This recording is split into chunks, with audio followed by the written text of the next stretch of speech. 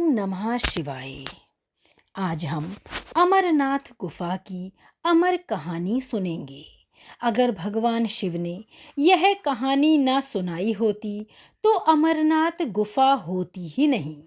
माँ पार्वती ने भगवान शिव से एक सवाल पूछा, जिसके बाद भोलेनाथ ने माँ को एक कहानी सुनाई और अमर हो गया एक कबूतर का जोड़ा।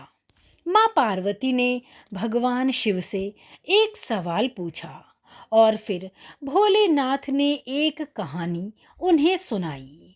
अमरनाथ धाम हिंदू श्रद्धालुओं के लिए बहुत महत्व रखता है। जम्मू कश्मीर की वादियों में स्थित अमरनाथ धाम जाने के लिए भगवान शिव के भक्त साल भर इंतजार करते हैं। चार धाम की तरह भक्तगण इस पूजनीय यात्रा को जीवन में एक बार करने की इच्छा अवश्य रखते हैं। अमरनाथ यात्रा के बारे में कहा जाता है कि यहाँ भोले की मर्जी के बिना भक्त नहीं पहुँच पाते। जिसे भगवान शिव को बुलाना होता है, बस उन्हें ही बाबा बुलाते हैं। इसी से जुड़ी है हमारी आज की बेहद सुंदर कहानी। अमरनाथ की यात्रा बड़ी ही रोमांचक है, क्योंकि यह यात्रा धरती पर स्वर्ग के जैसी है।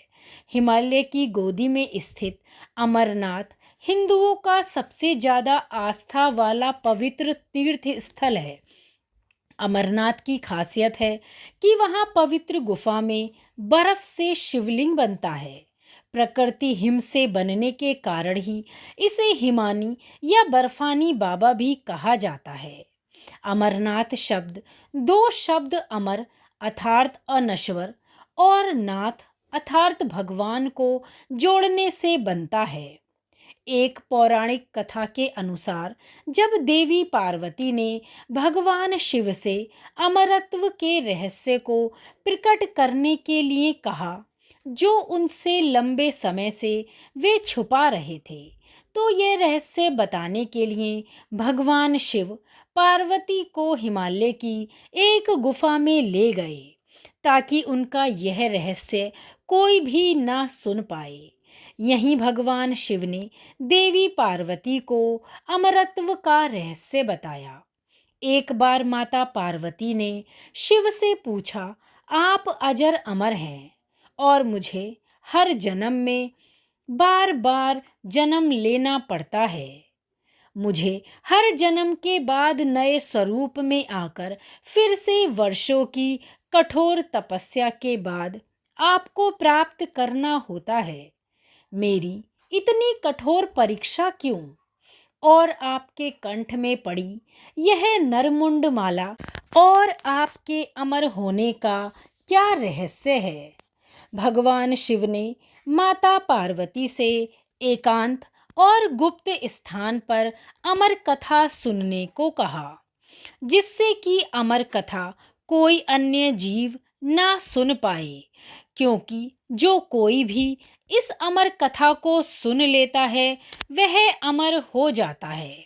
पुराणों के मुताबिक शिव ने पार्वती को इसी परम पावन अमरनाथ की गुफा में अपनी साधना की अमर कथा सुनाई थी, जिसे हम अमरत्व कहते हैं। भगवान भोलेनाथ ने अपनी सवारी नंदी को पहलगाम में छोड़ दिया। जटाओं से चंद्रमा को चंदनवाड़ी में अलग कर दिया और गंगा जी को पंचतरणी में तथा कंठाभूषण सर्पों को शेषनाग पर छोड़ दिया। इस प्रकार इस पड़ाव का नाम शेषनाग पड़ा। अगला पड़ाव गणेश पड़ता है। इस स्थान पर बाबा ने अपने पुत्र गणेश जी को भी छोड़ा था, जिसको महागुणा का पर्वत भी कहा जाता है। पिस्सू घाटी में पिस्सू नामक कीड़े को भी त्याग दिया था। इस प्रकार महादेव ने जीवनदायिनी पांचों तत्वों को भी अपने से अलग कर दिया। इसके बाद माँ पार्वती साथ उन्होंने गुप्त गुफा में प्रवेश किया और अमर कथा माँ पार्वती को सुनाना शुरू किया। कथा सुनते सुनते माँ पार्वती को नींद आ गई और वह सो गईं, जिसका शिव जी को पता नहीं चला। भगवान शिव अमर होने की कथा सुनाते रहे। उस समय दो सफेद कबूतर शिव जी से यह कथा सुन रहे थे और बीच बीच में गू गू की आवाज कर रहे थे। भगवान शिव को लगा कि माता पार्वती कथा सुन रही हैं और बीच बीच में हुंकार भर रही हैं। इस तरह दोनों कबूतरों ने अमर होने की पूरी कथा सुन ली। कथा समाप्त होने पर भगवान शिव का ध्यान पार्वती जी की ओर गया, जो कि सो रही थीं। जब महादेव की दृष्टि कबूतरों पर पड़ी तो वे क्रोधित हो गए और उन्हें मारने के लिए आगे बढ़े। इस पर कबूतरों ने भगवान शिव से कहा, हे प्रभु, हमने आपसे अमर होने की कथा सुनी है। यदि आप हमें मार देंगे तो अमर होने की यह कथा झूठी हो जाएगी। इस पर भगवान शिव ने कबूतरों को जीवित छोड़ दिया और उन्हें आशीर्वाद दिया कि तुम सदैव इस स्थान पर शिव पार्वती के प्रतीक चिन्ह के रूप में निवास करोगे। अतः यह कबूतर का जोड़ा अजर और अमर हो गया। ऐसा माना जाता है कि आज भी यह दोनों कबूतर का दर्शन भक्तों को प्राप्त होता है। इस तरह से यह गुफा अमर कथा की साक्षी हो गई और इसका नाम अमरनाथ गुफा के नाम से प्रसिद्ध हो गया। और प्रसिद्ध हो गया वह कबूतर का जोड़ा जिसे भगवान शिव ने अमर कथा सुनाई। तो भक्तों, अमर कथा कैसी लगी? अच्छी लगी हो तो लाइक और शेयर जरूर करें।